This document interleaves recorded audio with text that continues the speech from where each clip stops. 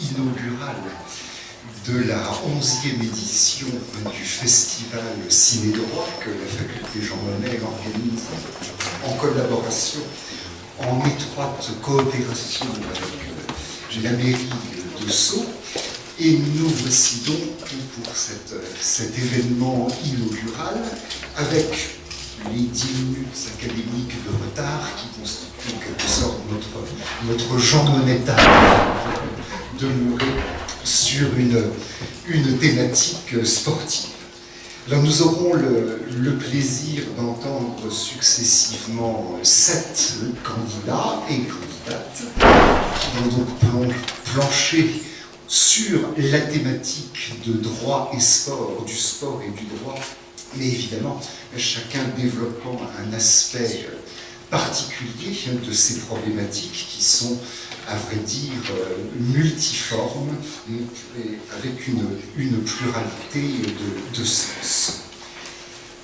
On compose avec moi, elles ne sont plus que 6, d'accord, donc 6 candidats qui vont par conséquent prendre la parole tour à tour. Je dis peut-être quelques mots de la composition de cet auguste jury.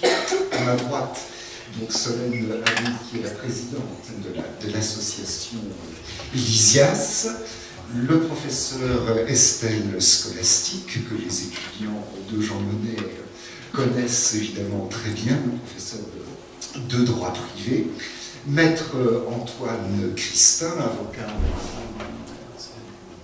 au barreau des Hauts-de-Seine, le professeur et doyen Boris Bernabé, historien du droit, et moi-même qui suis professeur d'histoire du droit et directeur de la fédération Jean Monnet, de la fédération de recherche, sous l'égide de laquelle se tient ce festival pour la partie facultaire qui nous invite. Nous allons procéder aux auditions, si je puis dire, dans l'ordre du tableau, dans la magistrature, comme on procède toujours, dans l'ordre du tableau. Il a une importance souveraine. Et donc, je vais appeler au pupitre de cette mini-tribune, pour commencer, Ryan Lalali.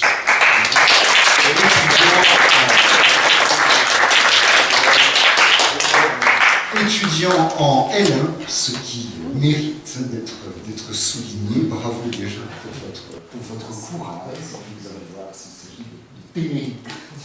Et vous allez donc en 5 minutes, grand maximum, évoquer devant nous l'interdiction de la pratique de la chasse. Cher monsieur, vous avez la parole. Merci. Monsieur le Président, chers membres du jury, selon un récent sondage, seulement 19% des Français se disent favorables à la pratique de la chasse. Faut-il pour autant l'interdire? Le droit peut-il s'opposer à l'exercice d'un sport et d'un loisir faisant partie intégrante du patrimoine culturel français? Comme vous pouvez vous en douter, je ne vais pas vous répondre par la positive.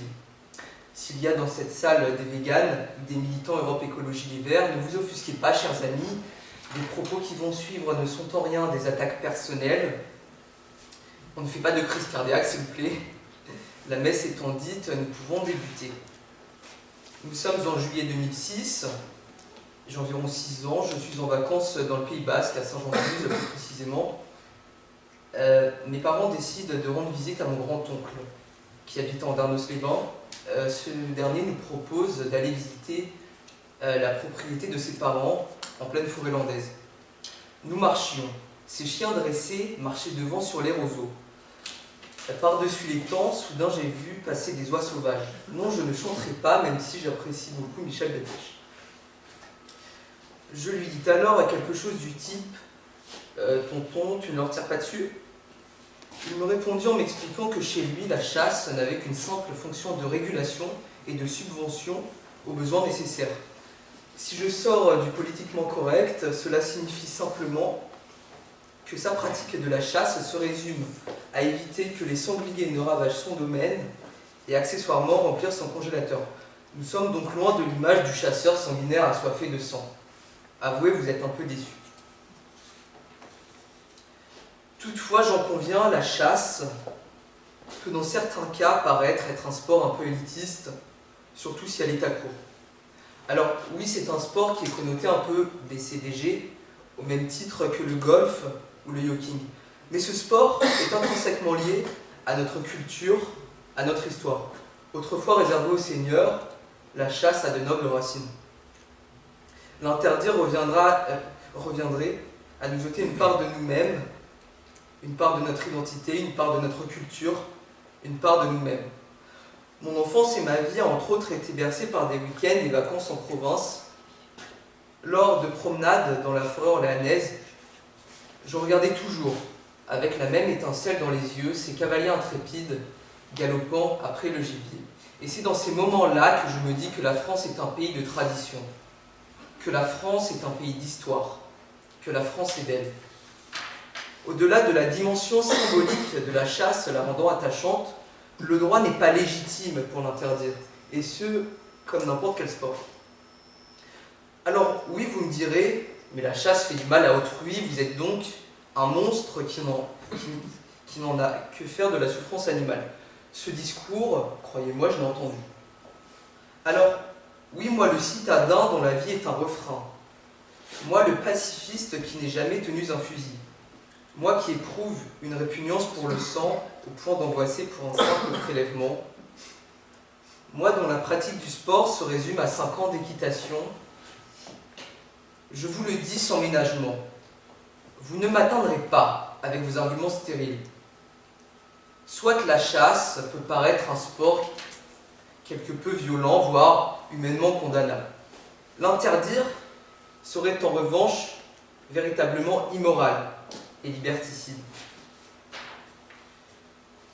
J'ai conscience de ce que doit être, de ce qu'est et de ce que doit rester la France. Un pays où l'on consomme aussi bien des entrecôtes au bistrot que des steaks de soja.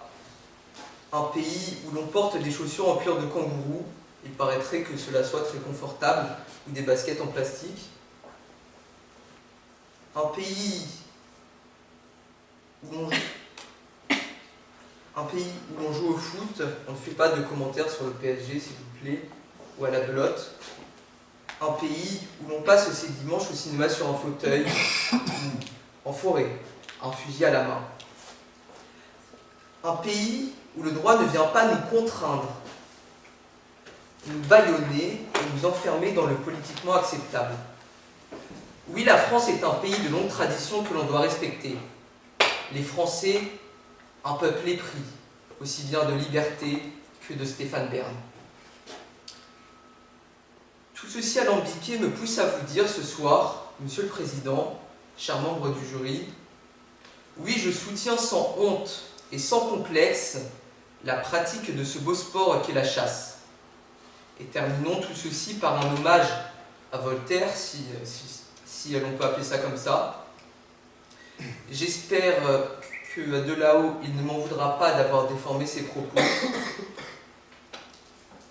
Je suis personnellement incapable de chasser, mais je me battrai pour que vous puissiez le faire.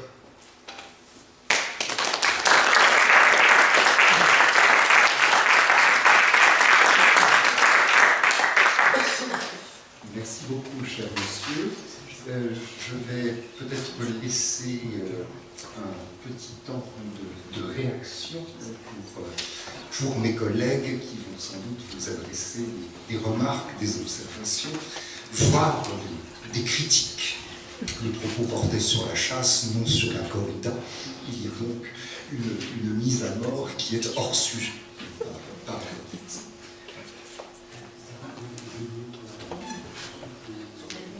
On regroupe toutes les...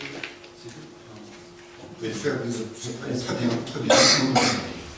Entendu, il n'y a pas de numéro 12 pour cette déjà fixé. Alors effectivement, nous enchaînons sur la plaidoirie suivante, qui est une plaidoirie à 2 voix, si j'en crois le tableau que j'ai sous les yeux, sur le thème de droit et sport, même combat, point d'interrogation de la part, en premier lieu, de mademoiselle Juliette Triquet, étudiante en L3 de droit privé, et de mademoiselle Sonia Ramin, étudiante également en L3, mention droit privé.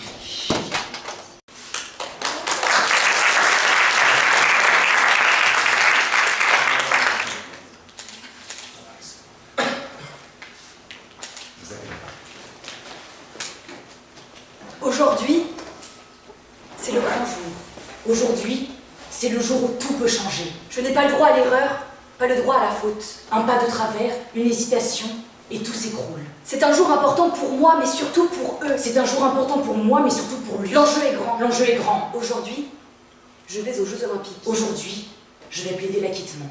Alors, mesdames, messieurs, allons droit au but. La pratique sportive et la justice ne sont pas tant adversaires que cela. Sur le ring ou à la barre, Mental d'acier, rigueur, entraînement, adrénaline, épuisement, enjeu, frisson, équité sont nécessaires à la réussite. Le sportif novice est en cela comparable à l'étudiant en droit. Il souffre à l'entraînement comme le jeune juriste à la bibliothèque retenant des centaines et des centaines et des centaines d'arrêts en vain. Allez, Sonia, ça va aller. Il nous reste informatique. Il s'acharne à la salle de sport, comme le jeune juriste, tentant en vain de comprendre sa séance sur Dionysisme et gallicanisme politique, la figure de l'évêque selon Bossuet. Il bataille pour que son sport soit reconnu, comme l'étudiant en droit se révolte pour espérer entendre un jour cette phrase qui nous fera vibrer: privatiste, comme publiciste, véritable étudiant, comme étudiant de la GED. Votre attention à tous, la BU fermera ses portes à 22h. Le sport, c'est une acceptation, celle de se surpasser, celle de se confronter à la violence. Comme le droit. Le sport, c'est un dépassement. On repousse ses limites psychologiques et aussi physiques. Comme le droit. Le sport, c'est un apprentissage. On donne des coups, on en reçoit, on tombe, puis on se relève. Comme le... Également en sport comme en droit, on juge le sprint, la plaidoirie, le résultat. mais jamais l'effort fourni. Cet effort qui exige parfois des mois. Que dis-tu, des années de préparation? Le droit aussi évolue avec ce temps. Droit de vote des femmes, IVG. mariage pour tous. Abolition de dîner le samedi matin. Non, Juliette, ça c'est pas encore passé. Le droit dit quand t'es sport ou qu'on n'est que vulgaire jeu. Il est même allé jusqu'à décréter les jeux vidéo comme étant un sport, rassurant les pratiquants quant à leur maturité. Ainsi, dire que le droit est seulement un sport de combat est réducteur. Considérons alors le sport comme un droit au combat. Le droit permet de fixer la limite entre le tolérable et l'illégal. Il permet les coups d'épée, Les étranglements, les hippons, un pied en dehors du dojo. et vous tombez sous l'arbitrage de l'article 222 du Code pénal. De son origine antique à nos jours, le sport réunit les foules, remplit les stades, faisant ombre aux tribunaux de moins en moins fréquentés par les spectateurs. Il faudrait donc mettre en lumière les exploits juridiques autant que les exploits sportifs. Car il y en a des petits et des grands victoires de nos tribunaux. Les exploits sportifs devraient alors faire la une du JO. Et si nous ramenions les supporters au cœur de nos palais de justice? Avant de faire un dernier tour de piste, la justice doit se confronter à de grands défis. Le temps d'attente de résolution des conflits est un marathon, alors que cela devrait être un sprint. La justice devrait tendre vers plus d'accessibilité, Plus de simplicité, plus de lisibilité, sprinter droit devant soi. Là encore, ne soyons pas réducteurs. Le droit et le sport restent opposés pour des raisons essentielles. Si les tribunaux étaient des gymnases, la salle des pas perdus se transformerait en PMU, ou les paris hippiques se transformeraient en paris sur les jugements. Et puis, entre nous, il y a des différents sports comme il y a différents droits, certains plus convaincants que d'autres. le droit public est au droit ce que le curling est au sport. Pas vraiment une épreuve. Et puis, les écoliers collectionneraient les autocollants Panini à la gloire de nos avocats. Maître Robert Badinter, le Teddy Riner des hémicycles. Maître Éric Dupond-Moretti, le chaval de l'acquittement. Maître Henri Leclerc, le Kylian Mbappé des prétoires. Mais la vraie question est la suivante. Faut-il restituer les anneaux des Jeux Olympiques en cas de rupture des fiançailles? La justice se positionne, trouve ses appuis sur les starting blocks, elle semble concentrée. Stop, et c'est l'intérieur de la course après un départ hésitant. Elle accélère, elle accélère. Oui, oui, oui. Mais c'est incroyable, c'est une idée. C'est la fin du monde. Si. On aime la justice parce qu'elle unit autant qu'elle passionne, Parce qu'elle questionne autant qu'elle rassure. parce qu'elle nous met au défi autant qu'elle nous protège. À l'instar du sport, elle suscite du respect et des passions. À vos marques. Prêt. Partez. Maître, la parole est à vous. Je peine à rattraper les autres. Je perds mon souffle. La course est finie. Le procès touche à sa fin. Je suis dernier. Mon client a été condamné. Que voulez-vous? C'est le jeu. Que voulez-vous? C'est le droit.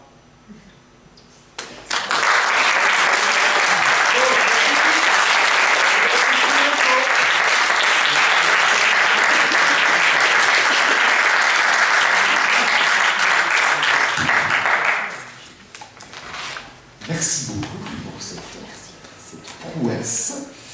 Et nous allons poursuivre, sans autre forme de procès précisément, par le morceau d'éloquence de mademoiselle Fanny Paradis, qui est donc étudiante en Master 1 mention droit des affaires, et qui va nous évoquer la course de haie des juristes.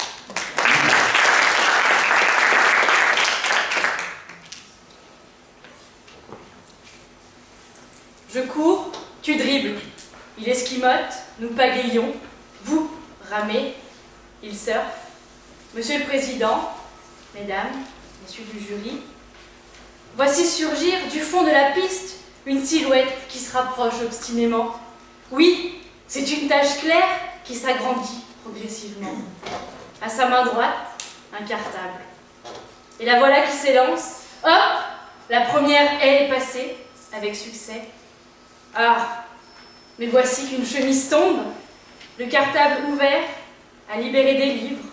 Non, pas le petit livre rouge, non, le gros, tant aimé, chéri par tous les étudiants, ou bien le bleu en carton pour les amateurs. Oui, parce qu'après tout, avant chaque grille de partiel, c'est bien cette idée qui danse dans chacun des esprits des étudiants. Après tout, tout est dans le code. Peu importe. Voici venir à présent grossir dans l'œil un groupe d'étudiants qui, après avoir pris appui en jambes, une première haie, une deuxième, une troisième, respectivement le droit constitutionnel, le droit administratif, le droit des sociétés. Tous, oh là là, alors j'esquive, tu joues deux piques. Ils projettent, nous volons, vous ramez, elle boxe. Ok, Tori, maté, ouf, la dernière haie. Les concurrents se rapprochent, comme les chevaux qui écument, transpirent, mobilisent leur dernière force pour franchir la dernière ligne. Ils s'élancent dans un dernier sursaut de volonté. La sacoche du PC, véritable poids lourd sur leurs épaules, double handicap. Oh là là, le but ultime, après de nombreux et douloureux efforts de recherche, de salles, d'horaires, de références, de règlements, de livres, de codicilles, de lois, de décrets, la course continue, mais la courbe des engagés diminue. Et oui, la promesse de ce premier professeur d'amphi en L1 est tenue. Sur 3, il n'en reste plus qu'un. Au loin, brille, comme une étoile inaccessible, une robe magistrale qui danse dans les rêves comme une île fée, une ondine de la gloire. Alors je smash, tu vises, il renchérit 200 atouts, nous crôlons, vous ramez, ils engagent. Point de coupe de cheveux aussi farfelus que ridicules, mis à la mode par les footballeurs. Nos coureurs de fond ont l'arrêt de côté, ou bien un sage bandeau. Les marathoniens du droit ont le bon goût et l'élégance. Mais diantre, que le sac est lourd sur leurs épaules, qui ne sont pas celles de catcheurs. Leurs muscles, c'est leur voix, organe si subtil, si enjôleur. Mais pour l'instant, leurs petites jambes avalent les kilomètres. Mais au fait, des kilomètres de quoi? Des kilomètres d'articles? Oh là là, les vrais kilomètres paraissent si simples à côté. Beaucoup ont transpiré, sont épuisés, sont déshydratés, ce qui est assez étonnant pour des étudiants. Quelle vie trépidante! Ils franchissent enfin la ligne blanche, ou la rouge, ou la verte. La ligne continue composée des notes de partiel, de TD, d'oraux, de l'attente insoutenable de la page du PSU qui ne se rafraîchit pas au moment des résultats. Alors, je ceinture, tu caracoles, il plaque, nous pédalons, vous ramez, elle danse.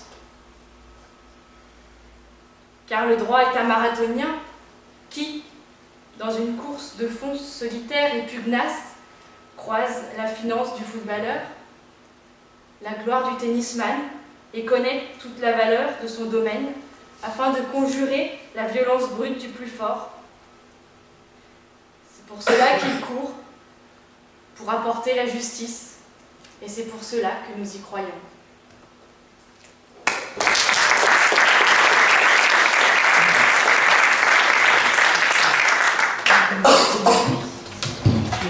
Merci beaucoup, mademoiselle.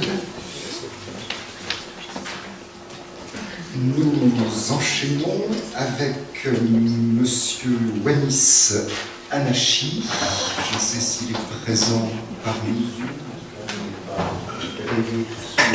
nous. Non. Défaillant, forfait. Là encore, le parallèle. Forfait, c'est dans le thème. Et donc, nous allons achever par le morceau d'éloquence de M. Luther Saraga Moraes. Merci beaucoup d'avoir fait vite. Donc, M. Luther Saraga Moraes, vous êtes donc étudiant à l'UJ de Sceaux, et vous allez nous évoquer en 5 minutes maximum comment le sport permet-il d'accéder au monde. Nous vous écoutons.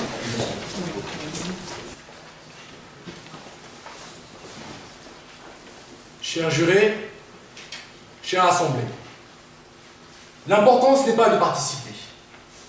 L'importance, c'est de pouvoir participer.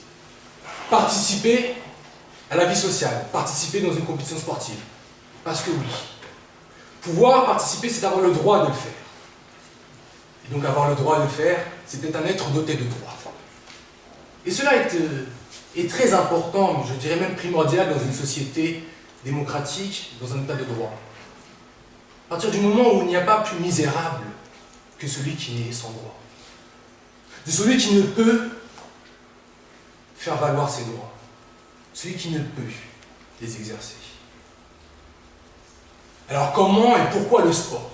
Pourquoi le sport permettrait-il d'accéder à ces droits? Eh bien, reprenons un petit peu la définition du sport. La définition du sport par rapport du point de vue des philosophes.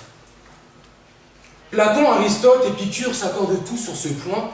Le sport permet de faire grandir l'âme. En effet, pour eux, le sport est le chemin pour tous pour accéder à la vertu. La vertu par rapport à l'âme, Platon le disait bien, c'est trouver un équilibre.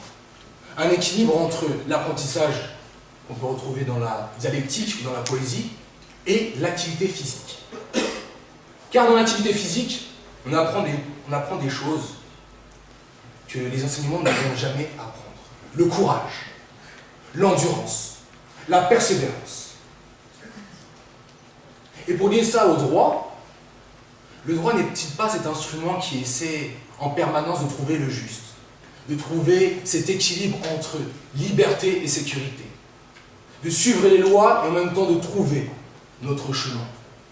Un individu équilibré, avec une âme équilibrée, pourra pertinemment comprendre ses droits, pourra suivre toutes les règles. Également, le sport est une sphère purement légale. En effet, dans le sport résonne le triptyque liberté, égalité, fraternité. Dans une compétition sportive, peu importe qui vous êtes, riche, pauvre, grand, petit, beau, vilain, peu importe. Ce qui est important, c'est ce que vous donnez sur le terrain. Et vous suivez toutes les règles, chacun a les mêmes règles.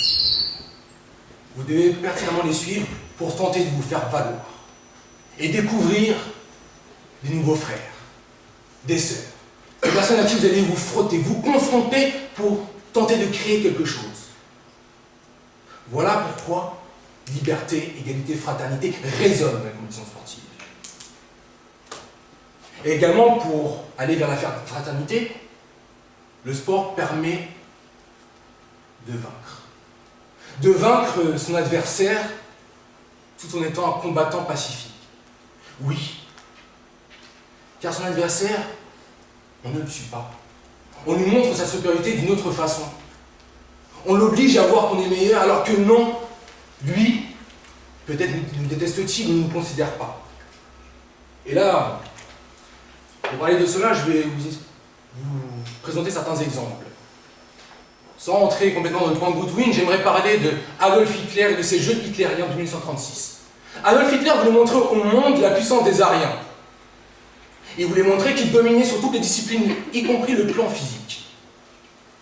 Dans ces compétitions, d'autres personnes voulaient montrer comment ils étaient, défendre leurs droits. Ces personnes-là, je pense directement aux Afro-Américains. Ces personnes qui étaient encore considérées comme des objets, qui n'avaient pas encore signé le Civil Rights Act en 1950. Du coup, en 1936, ces personnes-là couraient sans droit. Et pourtant, dans cette course, la récompense pour eux était bien plus qu'une médaille. C'était la reconnaissance. La reconnaissance d'un peuple. La reconnaissance d'une société. Jesse Owens, qui avait gagné le 100 mètres et le 200 mètres, l'homme le plus rapide du monde, 10,3 millièmes de seconde, 10 secondes et 3 millièmes, il était l'homme le plus rapide du monde et cet homme-là était un noir.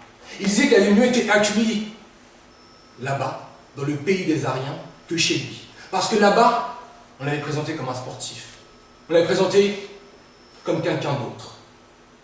Comme tous les autres compétiteurs. Comme l'Australien qui se tenait sur la 3e place du podium. Il était comme eux. Bien que dans son pays, on ne lui accordait pas le même droit, ce jour-là, il montrait à tous qu'il était comme eux. Et ce schéma où le sport, où le sportif s'accapare le droit. Alors que le droit est censé faire l'homme en lui dotant de droits, là, ce sont les hommes qui vont s'accaparer le droit, qui vont aller chercher le droit. Eh bien, il y a eu plein d'exemples comme celui-ci. Jackie Robinson, grand joueur de baseball, qui s'est à la fois battu dans les vestiaires pour faire sa place et sur le terrain, pour montrer que lui aussi était capable. Parce que c'est là que le bas blesse. On essaye, la société, de regarder simplement ces personnes pour leur utilité. Et en regardant ces personnes avec des capacités physiques comme elles, alors les pouvoirs publics étaient obligés de les considérer, étaient obligés de leur accorder des droits, parce qu'ils savaient qu'ils avaient des compétences physiques. Et c'est pour cela qu'au fur et à mesure, ces personnes-là ont ouvert la marche, ont ouvert des marches pour pouvoir tendre vers les droits les plus élémentaires, les droits les plus importants, les droits les plus cruciaux pour chaque individu. C'est le sport qui leur a appris. Ces sportifs sont des apôtres. La fierté des nôtres chez les vôtres. Ces sportifs, il y en a de toutes sortes. C'est autant cette fille qui essaye de combattre les stéréotypes sexistes en courant derrière un ballon et pas simplement derrière les belles paroles d'hommes. C'est ces enfants qui rêvent parfois dans une misère ou dans une précarité telle que le rêve leur semble parfois très loin ou inaccessible. Le sport, quand on regarde véritablement, il y a une sorte de génie qui émane de ces personnes. Alors si les pouvoirs laissaient un petit peu le capitalisme, laissaient davantage le sport, et remettraient aujourd'hui davantage de droits, de juste dans ce sport, alors là, peut-être notre société pourrait gouverner notre État à l'image de ce sport. Nous sommes de faire une équipe tous ensemble. Car nous savons tous, aujourd'hui la division est dans nos rues sur les Champs-Élysées. Certains portent des gilets jaunes alors qu'il n'y a pas longtemps, on portait des maillots bleus. Parce que les sportifs,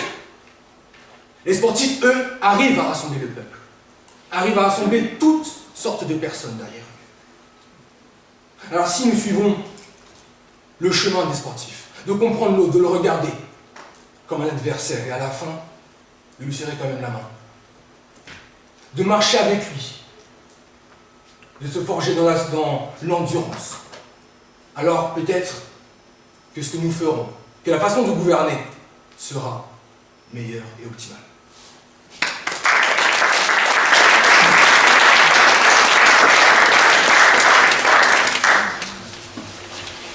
Merci beaucoup, cher monsieur. Nous allons procéder aux commentaires, eux aussi sportifs, de vos différentes performances.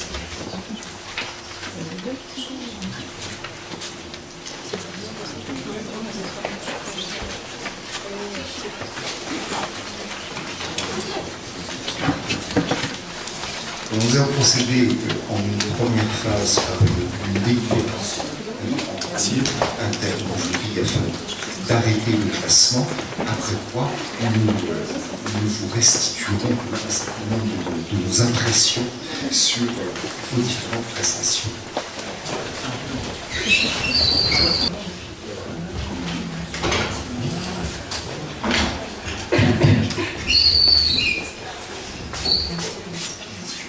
Bien, alors le jury a donc délibéré, après avoir écouté l'ensemble des prestations. Il a délibéré, mais ne vous dévoilera pas immédiatement la nature de ce classement. Nous allons d'abord procéder à un commentaire de chacune de vos interventions dans l'ordre dans lequel vous les avez présentées. Et nous allons donc commencer par une critique nécessairement constructive. Nous serons sport dans tous les cas de figure. Donc pour monsieur Ryan Lalali, à propos de l'interdiction de la pratique de la chasse. Donc je laisse la parole à mes collègues qui composent avec moi ce jury, et tout particulièrement, pour commencer, à Madame le professeur Estelle Scholastique. Merci. Alors, l'interdiction de la pratique de la chasse. Le thème était courageux, parce qu'effectivement, il l'avait souligné, la chasse n'a pas de bonne presse, donc déjà c'était quelque chose de positif, hein, c'était original. En même temps, vous avez un peu tourné autour de votre problématique. Hein. En réalité, donc, il y a deux questions. Hein. Est-ce que le droit doit interdire la chasse et est-ce qu'il le peut? Et vous avez à un moment dit qu'il ne pouvait pas l'interdire plus qu'un autre sport. Mais il se trouve que le sport, le droit a interdit. Donc vous voyez, je pense à la corrida, enfin c'est très cantonné, hein, je ne sais plus où on en est avec le lancer de main, mais c'était la même chose. Donc voilà, moi j'étais, mais évidemment vous êtes en première année de droit, donc on ne peut pas vous reprocher. Mais voilà, donc j'ai bien aimé, vous avez un bon discours, la fin c'était super, Voltaire, clairement, donc ça c'est bien, toujours terminé par une note extrêmement positive. Donc je vous félicite.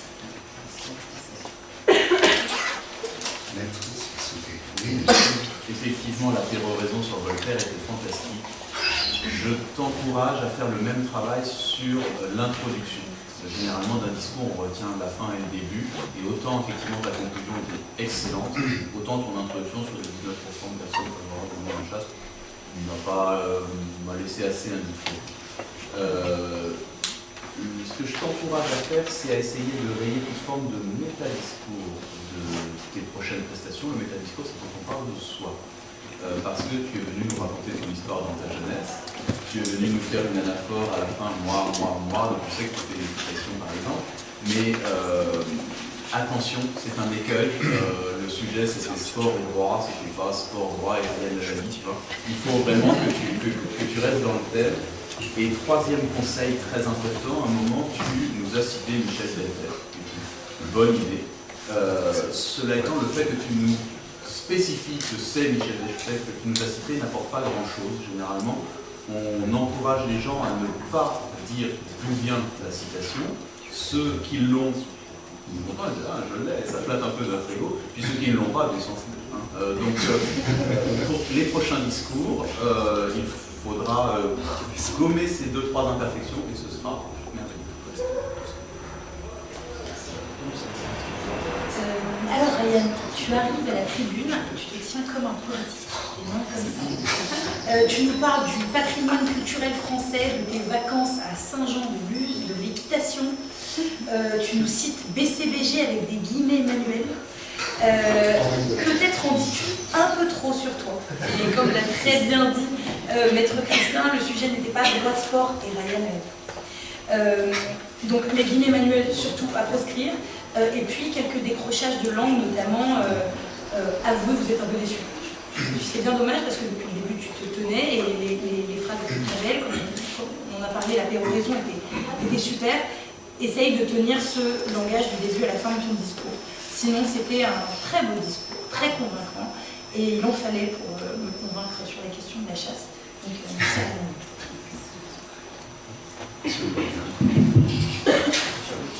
Oui, merci, merci monsieur Lalali, vous avez parfaitement choisi votre sujet, puisque vous avez parlé de la chasse et vous vous appelez Lalali, c'était parfaitement bienvenu. En vous écoutant, je sentais fleurer à mon nez cette daube qui bullait dans un feu, dans un âtre, dans une vieille cuisine, d'une vieille maison, dans une vieille forêt. Oui, peut-être. Ça sentait un peu la poussière aussi. Hein. Voilà. Il faut un peu dépoussiérer tout ça. Je pense, parce que comme cela vous a été dit, c'est vrai, il ne manquait même pas les serre-têtes. Référence récente à l'actualité. Vous auriez pu prendre le parti, à défaut de tirer la chasse, mais de tirer sur la chasse. Vous auriez pu prendre ce parti, au moins pour nous dérouter. Même si vous êtes plutôt d'accord avec la tradition, même si vous êtes plutôt d'accord avec le respect de cette tradition, pourquoi ne pas, au fond, dire ce que j'entends, c'est-à-dire interdire la chasse, pour ensuite prendre le contre-pied et essayer de déstabiliser un peu l'auditoire. C'est une façon, plutôt que d'annoncer immédiatement la couleur, c'est une meilleure façon, à mon avis, de capter la bienveillance de l'auditoire plutôt que de la capter d'une façon un petit peu artificielle comme ce que vous avez fait. Voilà. Je pense que on arriverait mieux à capter cet auditoire comme cela.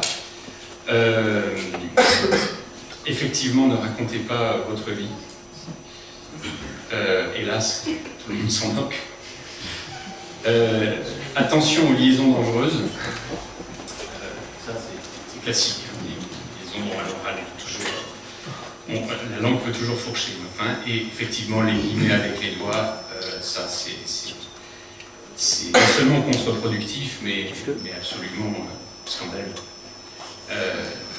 Voilà. Bon, sinon, la question que vous posez est tout à fait évidemment intéressante. Peut-être aurait-il fallu, d'entrée de jeu, approcher la chasse du sport. C'est pas évident pour tout le monde que la chasse soit un sport. Et oui, c'est pas évident pour tout le monde. Voilà. J'attendais la référence aux inconnus, le bon chasseur et le mauvais chasseur. Elle n'est pas venue, mais peut-être elle est trop jeune. J'attendais peut-être de façon un peu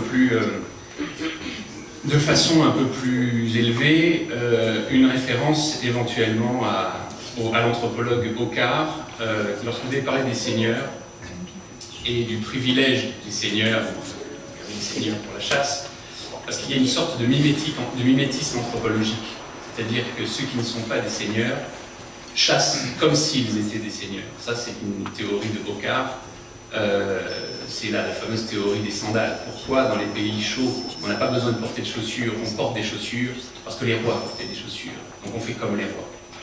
Donc vous voyez, il y a une sorte de mimétisme anthropologique. J'attendais peut-être une référence un peu plus élevée, vous ne connaissez peut-être pas au cas, c'est pas grave. Merci en tout cas, parce que c'était bien. Merci beaucoup. J'ai fort peu d'éléments à ajouter à ce qui a déjà été dit par mon collègue. J'ai beaucoup apprécié votre prestation. Il faut effectivement que vous travailliez davantage l'accroche, autant l'envoi final voltairien était remarquable, autant l'accroche sociologisante laisse un peu sur notre fin. Vous avez, et c'est méritoire, tenté de quelques envolées lyriques propres aux joutes oratoires, mais peut-être parce que intimidé à l'excès, vous n'avez pas vécu suffisamment votre propos. Et là, vous avez opéré une forme de distanciation qui n'était pas nécessairement adéquate, et c'est, à mon avis, ce qui a aussi provoqué vos petits dérapages de langage, et notamment ces liaisons impropres, comme tenues infusies, où il paraîtrait que cela soit. Au moment de l'écriture de votre propos, soyez attentif à la manière dont ça va être rendu à l'oral, en termes de rythme, mais aussi en termes d'assonance. Je n'en prends qu'un seul exemple de votre prestation. Paraître être. Paraître être, c'est quelque chose qui est tout à fait concevable sous une forme écrite, mais à l'oral, c'est très délicat à prononcer, et c'est comme si on se piégeait soi-même. C'est un piège à loup pour filer la métaphore de la chasse. J'aurais une dernière remarque. Moi, c'est un point qui m'a un peu choqué, et qu'à vrai dire, je n'ai pas vraiment compris, faute de contextualisation. Vous avez dit au début de votre propos, la messe étant dite, nous pouvons commencer. Alors, comme canoniste, ça me trouble beaucoup. Je pense que quand la messe est dite, précisément, c'est terminé. Il n'y a plus de commencement qui soit envisageable avant dimanche prochain. Eh bien, chers frères, on vous attend à 10h pour l'office solennel. Donc, prenez les choses telles quelles. La messe étant dite, ça aurait pu venir en conclusion, mais ça se marie terriblement mal avec Voltaire. Donc, on ne vous fera pas le reproche d'une juxtaposition hasardeuse.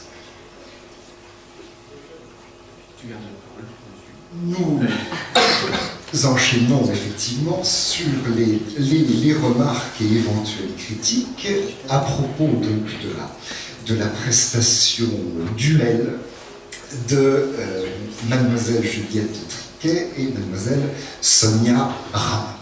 Dans le même ordre, le même modus procedendi et le même ordre liturgique et processuel, en commençant par le professeur scolastique. Chère mademoiselle, vous êtes très convaincante. Vous avez, de mon point de vue, utilisé beaucoup de ressorts à votre disposition, et l'humour, évidemment, votre connivence, tout ça, c'était très très bien. Alors, je reviendrai juste sur 3 petites choses. Vous avez dit que en droit comme en sport, on ne reconnaît pas l'effort. Et le contrôle continue.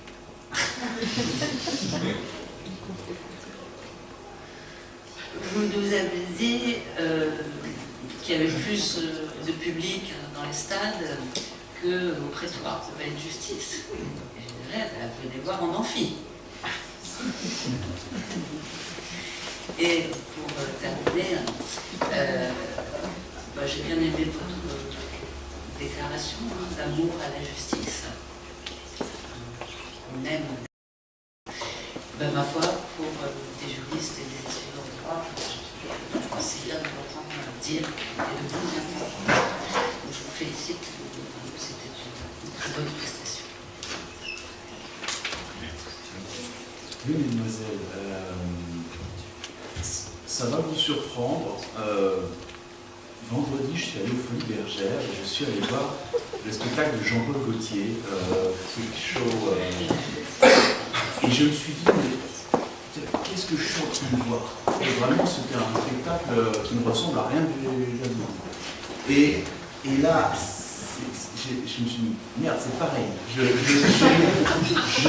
jamais vu ça. C'était extrêmement impressionnant parce que, comme ça a été dit, tous les ressorts de l'éloquence étaient respectés, exemple péroraison des fins, les changements de ton, effectivement, la complicité entre vous deux. Enfin, complicité, j'ai envie de vous dire, c'est pas dans les ressorts classiques de l'éloquence, la complicité, vraiment, c'est pas dedans, mais ça passait très bien. Donc, félicitations. Les seules choses à gommer, pas beaucoup, si ce n'est qu'il y a des moments où, à mon avis, vous allez un peu vite. Vous avez rempli le contrat, vous avez 5 minutes 0, c'est pas mal. Mais il y a des moments où ça allait un peu trop vite. Par exemple, je n'ai pas bien compris ce que faisait la justice vis-à-vis des anneaux olympiques. Il y a eu des moments où votre propos allait si vite que ma lente pensée n'arrivait pas à vous suivre. Donc, parmi les quelque chose à peaufiner, il y aura ça. Mais sinon, la conclusion aussi était scotchante parce qu'effectivement, vous nous avez entretenu sur le ton de l'humour, mais vous nous lâchez sur de la gravité, donc c'est évidemment très bien. Il y avait juste aussi un moment, je n'ai pas noté, faites attention, il y a un moment où 3/4 de votre discours où j'ai l'impression que vous allez conclure, et en fait, vous ne concluez pas et vous enchaînez, donc à retravailler, mais cet exercice du duo m'a beaucoup impressionné. Félicitations. Alors pour ma part, mesdemoiselles, que je connais un petit peu, donc je me suis assez peu exprimée sur leur cas,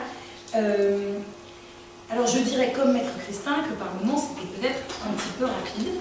Parfois ça servait le propos, parfois c'était pas le cas. Donc peut-être qu'il va falloir temporiser sur ces questions-là. Par contre, en dehors de ça, le choix du duo était à propos. Vous en avez fait quelque chose de très bien, vous l'avez utilisé à bon escient. Donc je n'ai rien d'autre à dire. Félicitations pour cette très jolie prestation. Oui. Alors, sur la rapidité, vous l'avez déjà dit, ça va vous... c'est-à-dire qu'il faut trouver le juste équilibre entre votre volonté de ne faire qu'une seule voix. On a bien compris que vous vouliez que ce soit une seule personne en réalité. Et un enchaînement en effet trop rapide. Bon, cette rapidité, cette accélération, parfois est accentuée par un excès de théâtralisation. Je l'ai déjà dit ailleurs, vous étiez là. La théâtralisation, ça peut être bien. Bon, moi je ne suis pas un grand fan. Bon, ceci dit, ça se tenait bien sûr, ça se justifiait. J'ai effectivement beaucoup aimé l'humour.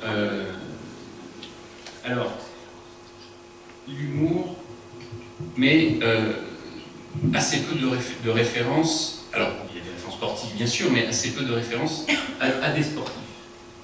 Assez peu de références. Enfin, si vous voulez, c'est une métaphore structurelle. Vous l'avez suivi, vous l'avez filé. Pourquoi pas? Bon, peut-être qu'il aurait dû y avoir quelque chose d'un petit peu plus matériel, d'un petit peu plus tangible.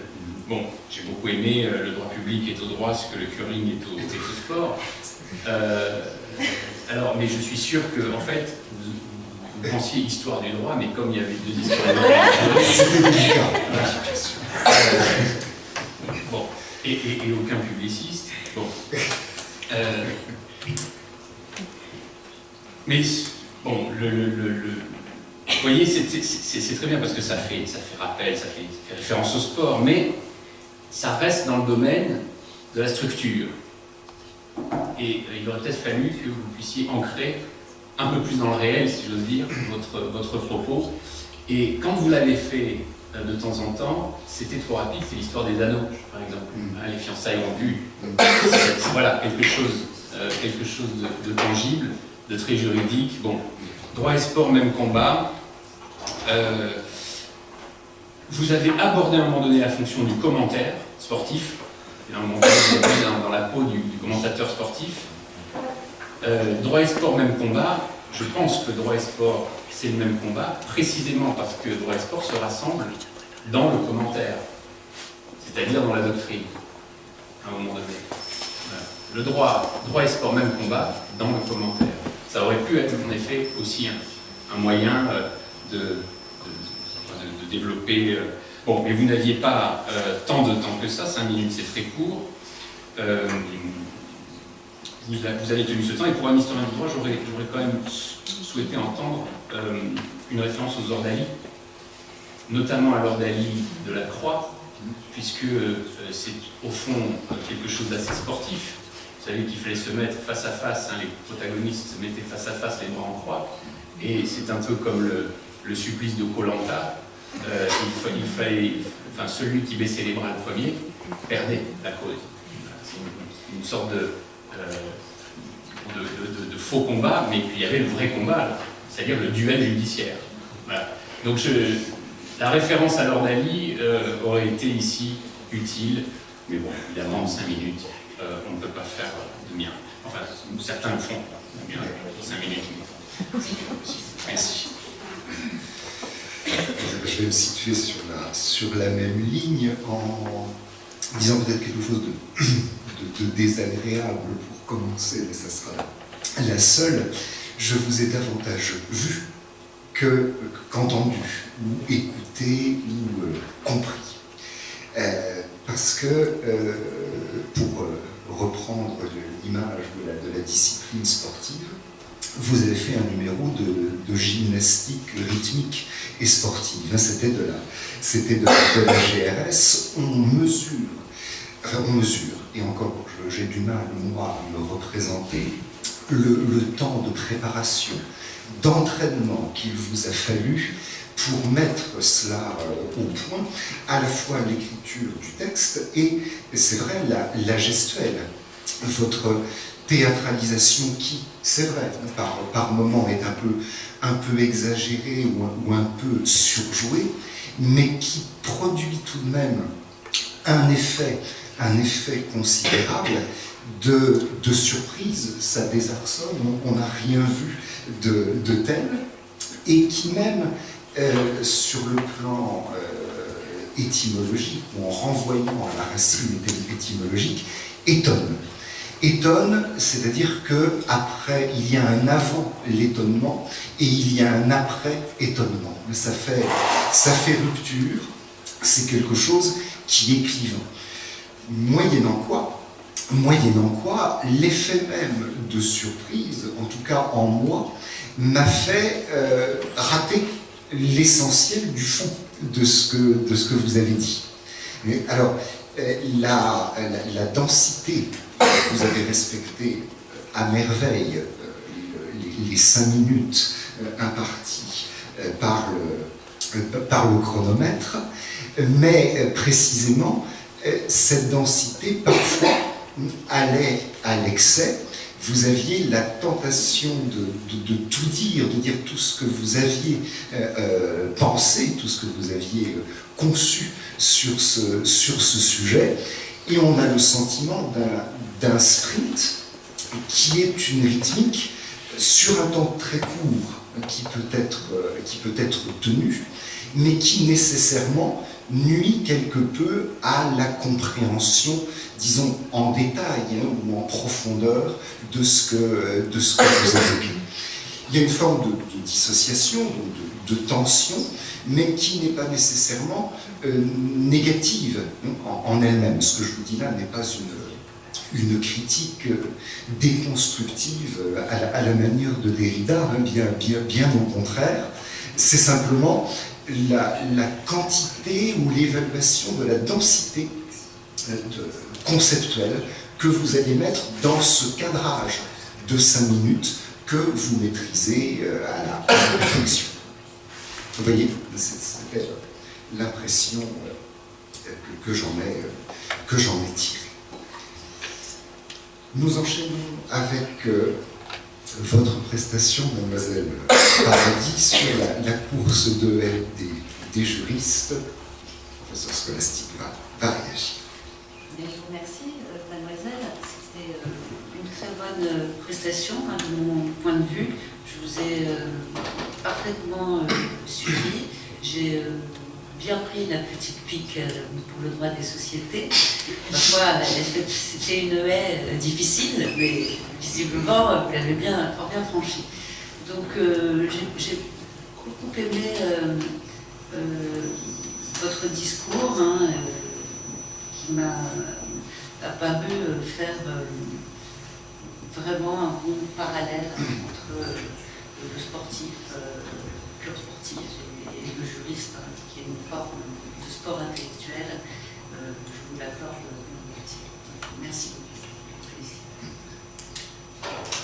Oui, mademoiselle Paradis, j'aurais dû vous le dire 1000 fois, mais vous portez très bien votre nom, parce que votre discours était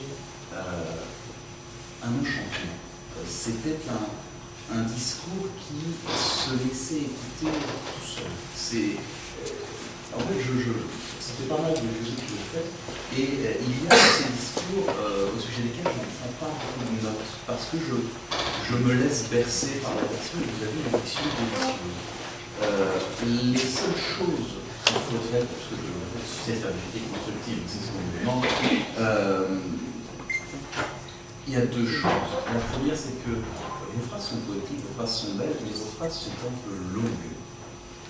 Je vous ai écouté un moment sur le droit est un marathon, je voyais, enfin, je ne lis pas votre feuille, mais je voyais votre feuille dans ma tête, et cette phrase faisait minimum 7 lignes en 12 pagines minimum. Et ça, c'est pas possible, il va falloir faire du plus concis, plus efficace. Autre chose, ce ton est délicieux, mais vous n'en avez qu'un seul.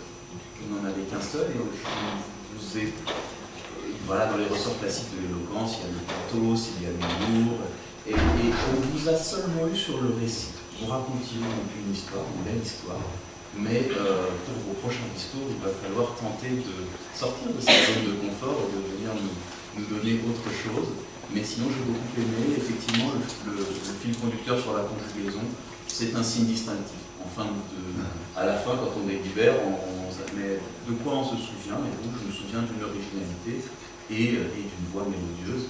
Et donc, cultiver ça tout en essayant d'intégrer les quatorze. Alors moi, je vais commencer par les deux petites remarques et je vais rejoindre Maître Christin sur l'intégralité du titre. Alors tout d'abord, on te parle souvent de variation des registres. En termes de rythme et en termes de voix, tu l'as fait. Par contre, sur le plan du registre émotionnel, c'était pas le cas. C'est-à-dire que tu es tout le temps très neutre, parfois légèrement indigné, et c'est tout. Pendant 5 minutes, tu nous tiens la même figure, le même ton, les mêmes émotions, et c'est regrettable parce que ton discours, lui, en tant que tel, variait. Donc ça, le premier point, les variations émotionnelles. Deuxième chose, tu nous as fait un discours où tu nous parlais du droit avec la métaphore filée du sport. Et on demandait, avec ce sujet, de manière implicite, de croiser les notions. Et toi, plutôt que de les croiser, tu les as superposées. Ça, c'est un petit peu regrettable. Au demeurant, c'était une très très belle prestation et effectivement très envoûtante. Du coup, du début à la fin, on te suit, c'est très plaisant. Voilà, merci beaucoup. Oui, en effet, sur l'envoûtement, je suis parfaitement d'accord. C'est vrai, je suis parfaitement d'accord, d'autant qu'il y avait, je ne sais pas pourquoi je dis d'autant d'ailleurs, mais enfin, il y avait de temps en temps, sur le même ton, des propos qui, si on a l'esprit mal placé, peuvent être assez glissants. Par exemple, une chemise tombe. Alors, on a compris que c'était une chemise en carton. Enfin, elle tombe tout de même. Bon. Ça peut être paradisiaque, ça dépend pour qui. Alors, cette métaphore est posée et elle sert le droit. Alors, c'était le parti que vous avez pris, que la métaphore sportive serve le droit.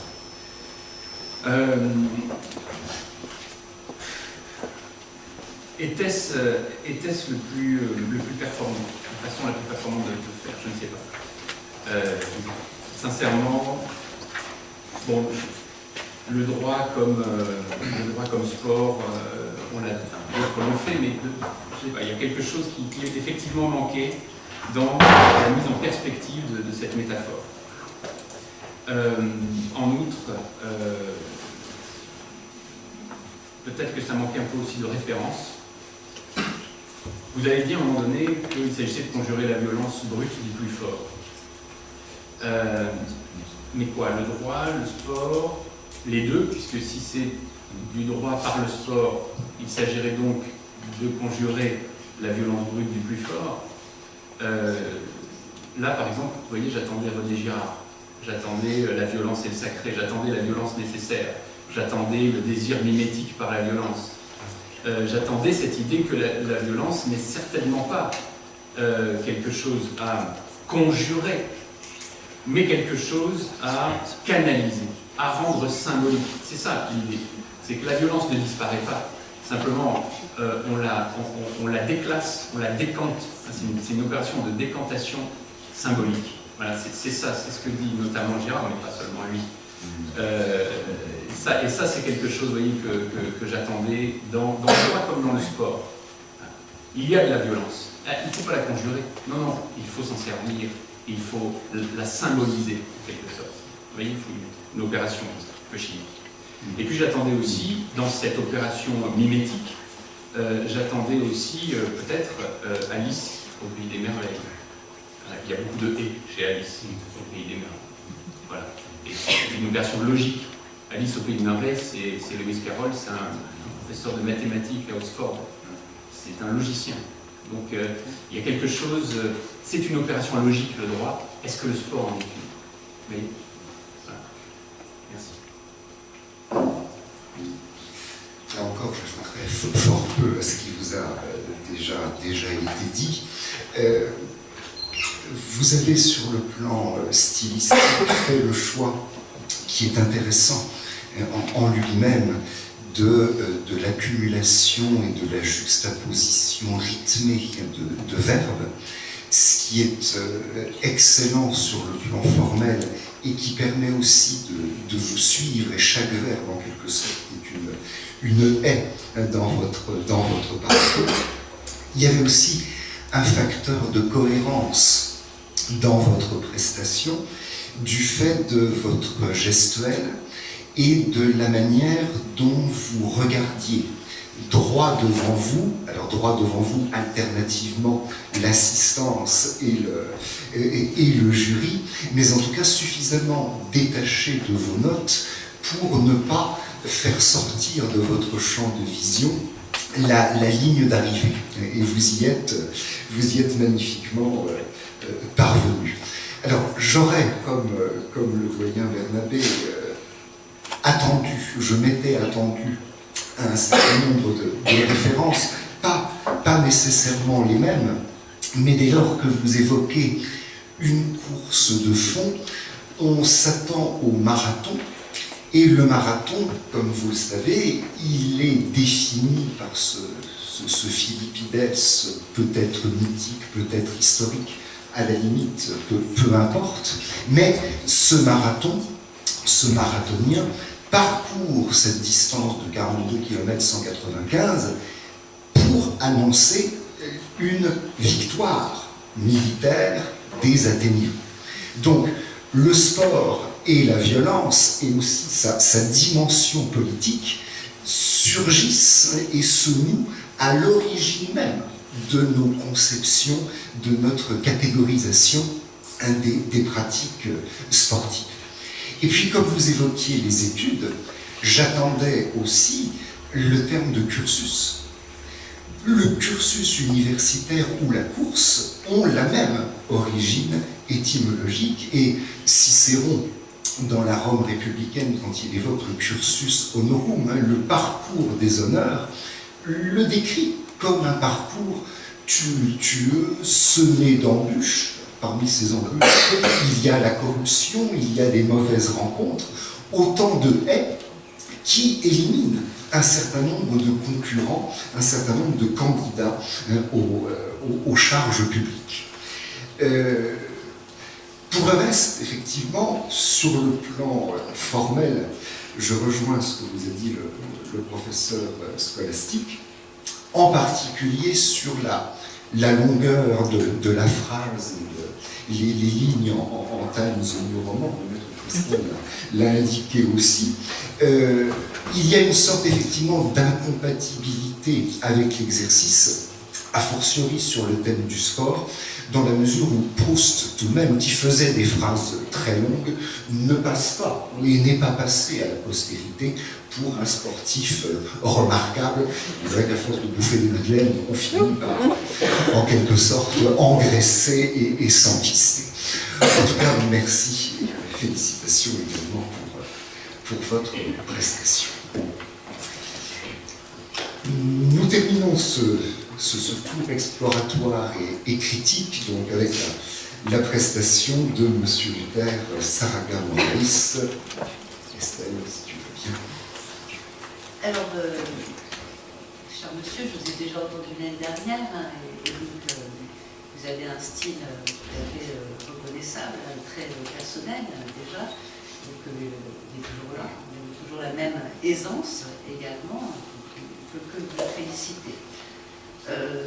En revanche, vous avez commis, je pense que le président vous le rappellera, un débordement des timings qui fait que vous ne pouvez pas être jugé de la même manière que vos camarades qui ont respecté la durée de l'exercice.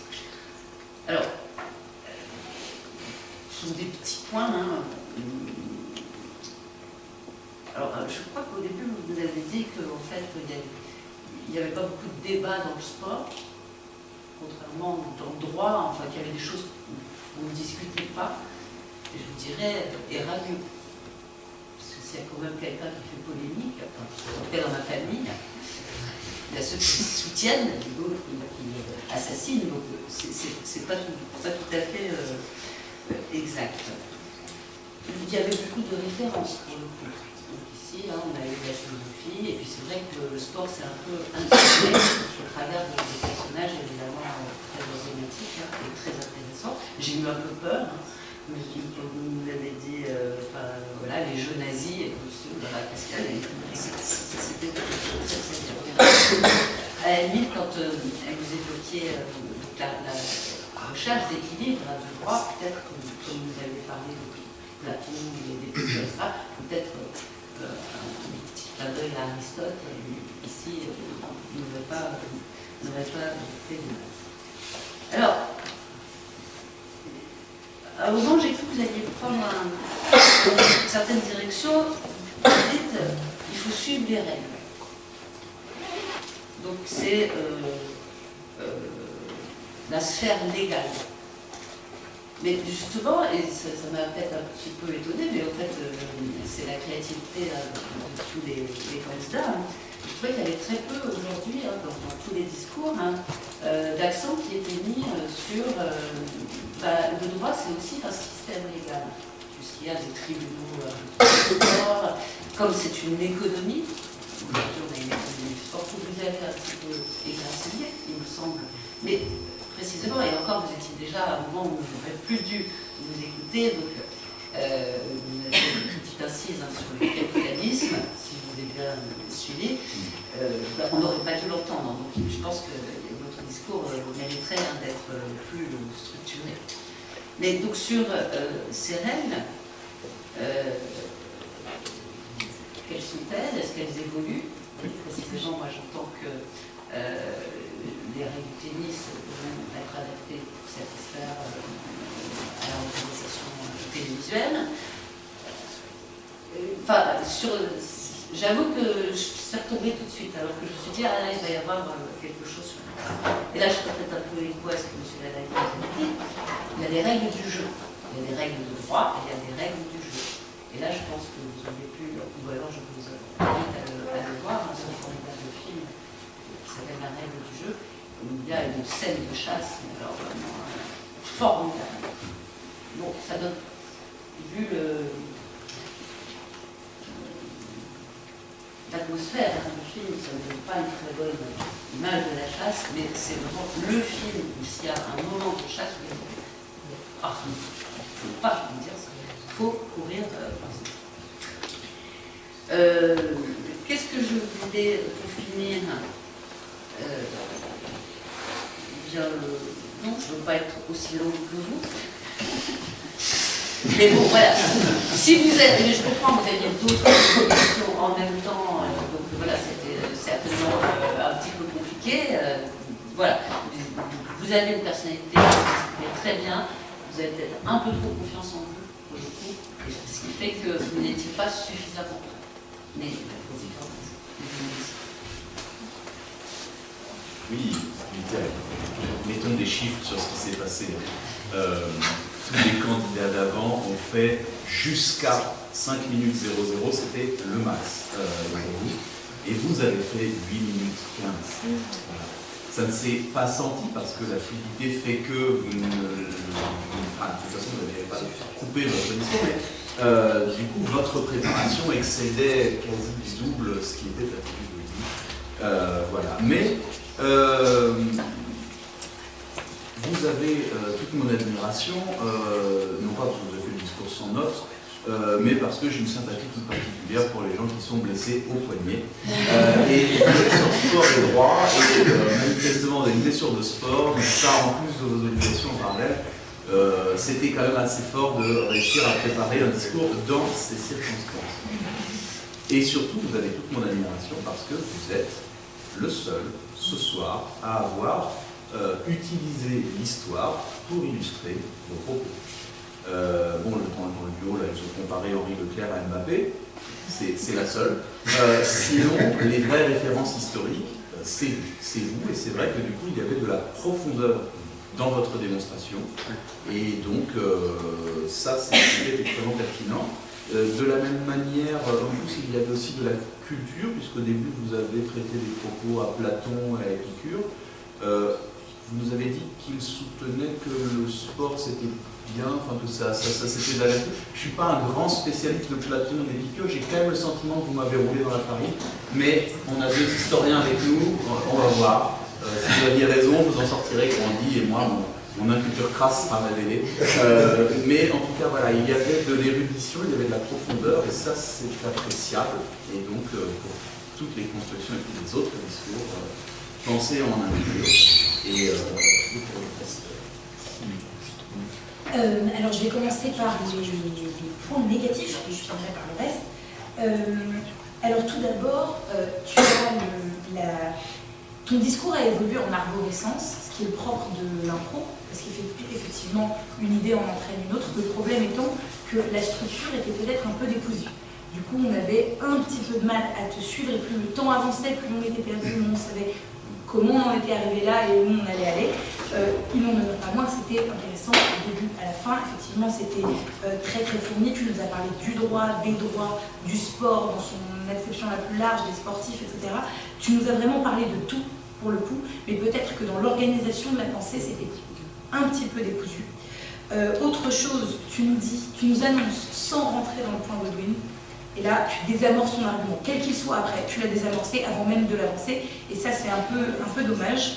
Par contre, c'était extrêmement fourni, c'était plein de références, c'était plein d'idées, c'était plein d'intelligence. Le problème étant que tu fais 8 minutes 15, et c'est pas pour revenir encore sur un détail formel. Le problème des 8 minutes 15, c'est que quand tes adversaires ont 5 minutes, et que tu emploies presque le double pour dérouler ta démonstration, il y a une rupture d'égalité qui est malheureusement flagrante, et c'est bien dommage parce que c'était un plaisir de t'écouter du début à la fin, et tu le sais bien. Donc voilà, mes félicitations encore une fois. Alors, je me joins aux félicitations parce que je ne sais pas si c'était appris par cœur ou improvisé. Non, j'ai cru comprendre que c'était l'improvisation. Bon. Donc bravo pour l'improvisation. Hélas, improvisation trop longue, bien trop longue. Ce qui est malheureusement rédhibitoire, c'est bien dommage. C'est-à-dire qu'il faut improviser, mais il ne faut pas improviser des temps qui passent. Il faut avoir une montre. Alors, Platon, Aristote, Épicure, pourquoi pas Épictète, pourquoi pas Démocrite aussi. Bon. Alors, vous voyez, c'est caractéristique de ce qui vient de vous être reproché, c'est qu'à un moment donné, si on prête vraiment attention à ce que vous dites, à un moment vous dites tout et son contraire. Il y a des contradictions, mais énormes, comme je ne sais quoi, comme une cible bon bref, énorme, je ne trouve pas de métaphore sportive. La première, c'est justement celle-ci. Platon, Aristote, peut-être, oui, aimait-il quoi? Ils aimaient la culture physique. Mais il y a une grande différence entre le sport et la culture physique. Et moi, je pensais justement que vous alliez nous parler de cette grande différence, de ce que le sport recueille des règles, vous nous l'avez dit. Le sport, c'est de la culture physique avec des règles. Ce que nous disent les auteurs antiques sur le traitement du corps, ce n'est pas le sport, c'est la culture physique. Donc, première contradiction, vous voulez nous parler du sport comme lieu, espace réglementé, et vous nous dites, Platon, Aristote, feu d'artifice, nous en ont parlé. En fait, ils ne nous ont pas parlé de ça, ils nous ont parlé de la culture physique qui conduit donc aux vertus par l'excellence de l'entretien de son corps. C'est totalement différent et contre-productif pour le coup. Première contradiction gigantesque. Deuxième contradiction, puisque, alors ça j'ai beaucoup aimé votre approche, elle était magique. L'important ce n'est pas de participer, mais de pouvoir participer. Merveilleux. Bertin doit se retourner dans sa tombe, s'il en a eu. S'il en a encore. Et puis, un petit peu plus loin, quand vous nous parlez des JO de Berlin, vous nous dites, à juste titre, vous nous parlez des JO de Berlin, mais vous nous dites, les Afro-Américains pourraient sans droit. Alors que vous avez passé 5 minutes 59 à nous parler du sport comme possibilité, à nous dire que l'important c'est de pouvoir participer, que ce pouvoir est un droit. Donc ils peuvent participer au JO, donc ils ont le droit, mais vous dites qu'ils courent sans droit. Ouais, problème. Énorme contradiction. S'ils courent, d'après ce que vous nous avez dit les 5 minutes précédentes, c'est qu'ils n'ont pas de courir. Le problème c'est que vous êtes servi du sport pour parler du droit, et vous mettez les pieds dedans, en fait, parce que vous nous dites, ouais, il court sans droit, avec droit, peut-être pas de droit, peut-être, un peu, beaucoup, non, ça ne va pas. Donc, vous voyez, l'exemple est très bon, sauf que vous mettez les pieds dans le tapis. Vous voyez, c'est pas possible de faire ça. C'est pas possible de faire ça. De nous engager sur la voie du pouvoir participer, et alors ils n'ont pas de droit, ils ont des droits de quoi? Où sont-ils? Vous voyez, problème. Alors les références, alors oui, aussi, il ne fallait pas avoir l'esprit mal placé non plus, parce que vous nous avez parlé des personnes contre lesquelles on se frotte. Alors par les temps qui courent, effectivement, on peut se faire hashtaguer assez vite.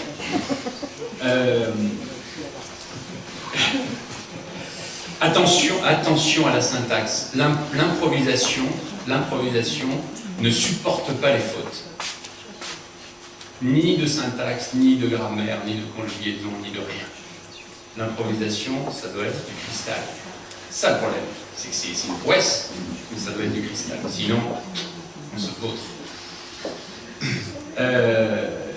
Bon, donc ça s'est entendu sur... ils ont ouvert la marche, et alors vous avez confondu la marche avec les marches qu'on monte. Enfin, bon, il y a un problème. Il y a un problème là aussi. Bon,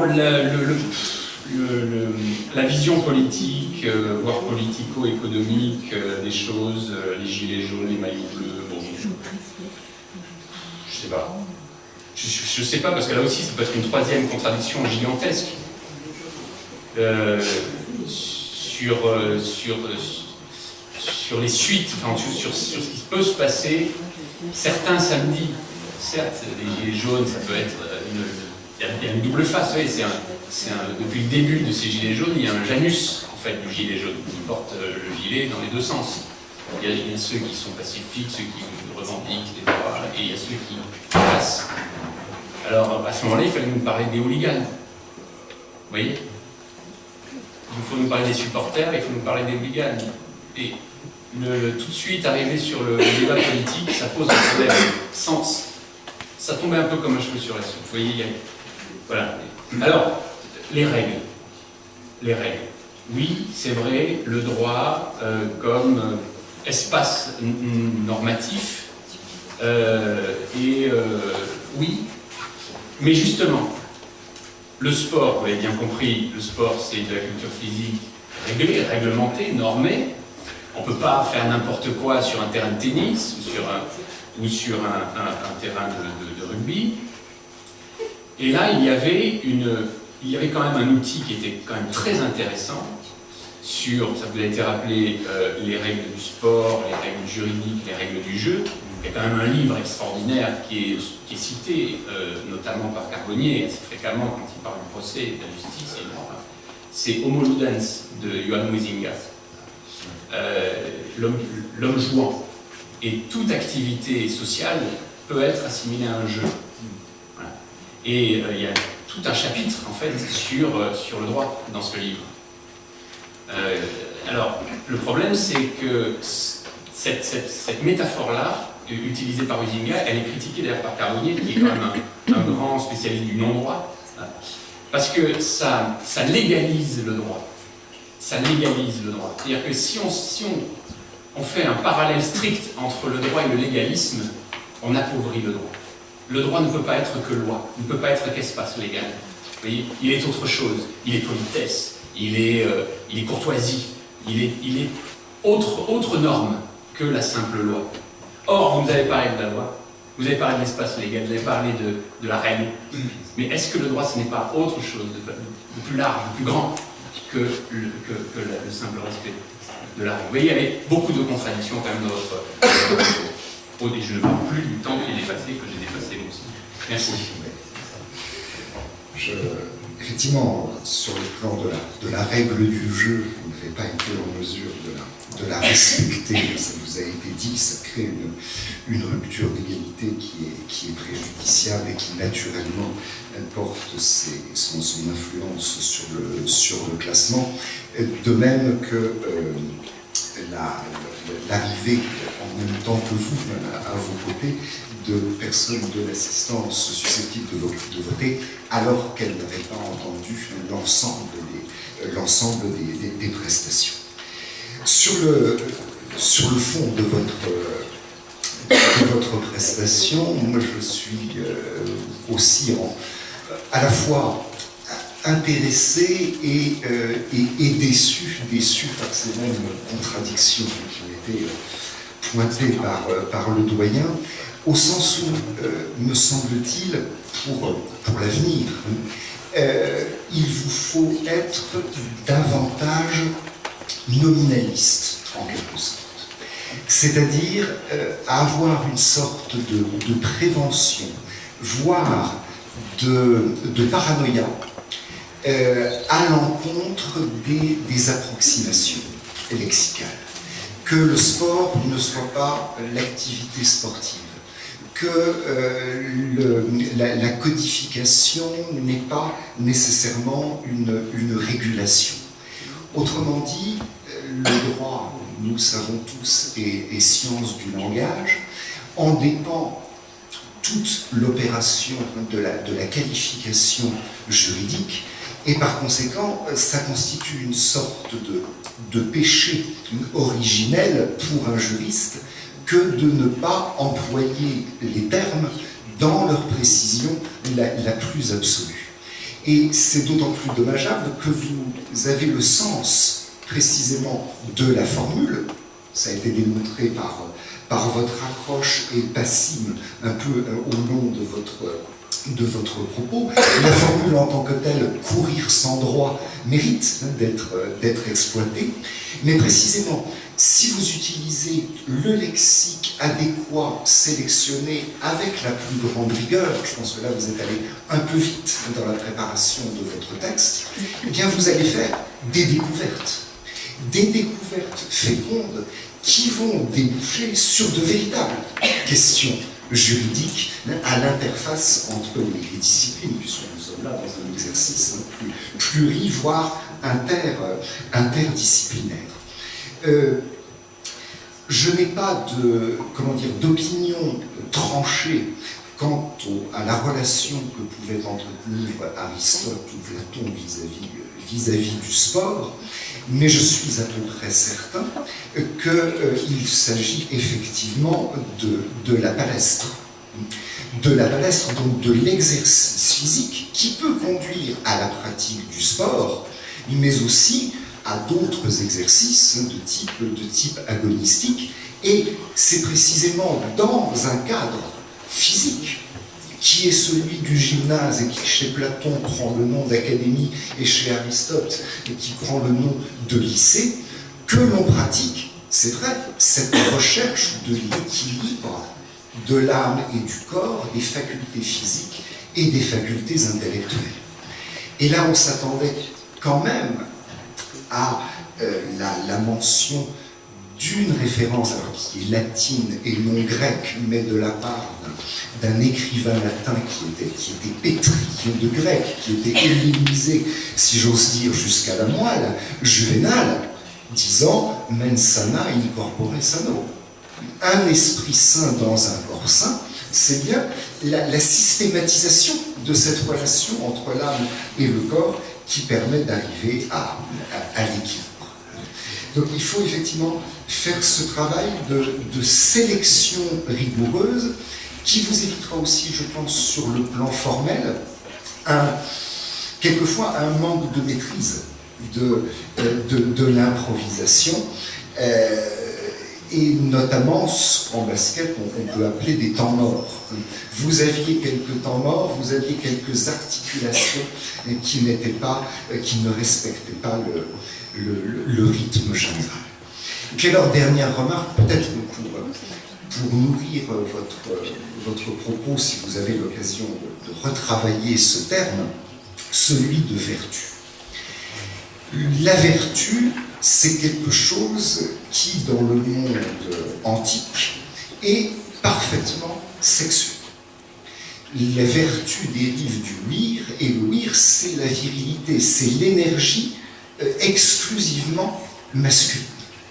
Et vous pouviez en tirer des conséquences à propos de votre thème, l'accès au droit par le sport vis-à-vis des pratiques féminines. Alors, bien évidemment, le sport féminin a une reconnaissance aujourd'hui sociale, mais sociologiquement, il reste des disparités considérables quant à l'attrait que peut exercer sur le grand public, par exemple, le football féminin.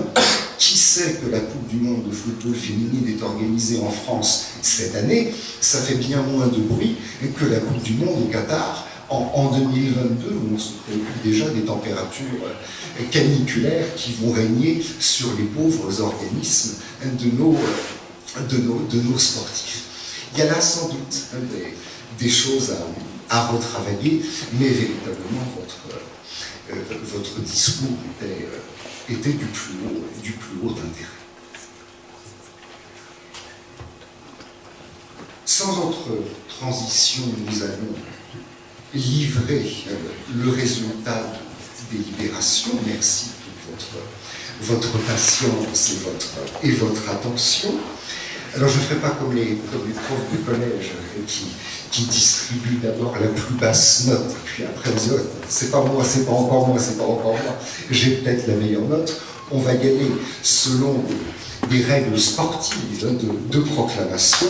Donc médaille d'or et première marche du podium qualificative pour la finale de Chambéry vendredi, pour le duo Juliette Triquet.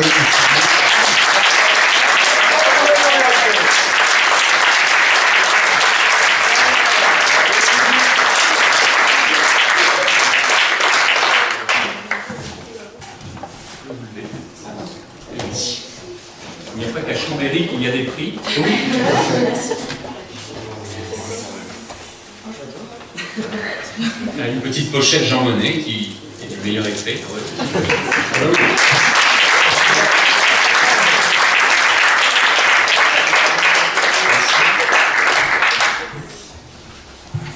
Bravo, félicitations une nouvelle fois.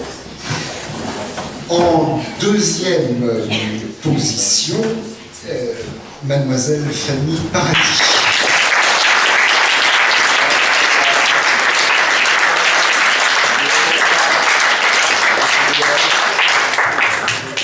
Avec un lot donc composé d'un sac de sport, d'une gourde et d'un chargeur, mais je ne sais pas ce qu'on charge véritablement, est-ce que c'est la gourde ou est-ce que c'est le sac?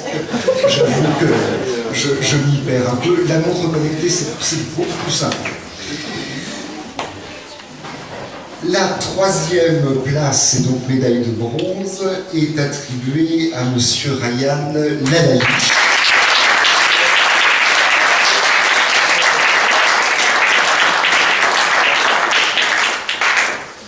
Que nous félicitons aussi à titre particulier parce que c'est le Benjamin du concours, et étudiant en L1, il faut tout de même un certain courage pour affronter l'exercice. Et enfin donc non classé, mais avec toute l'estime du jury, Monsieur Hubert Saragan-Moritz.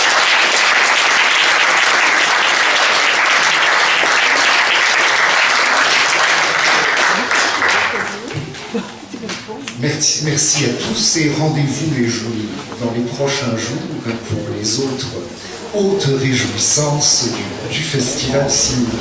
Oui, non,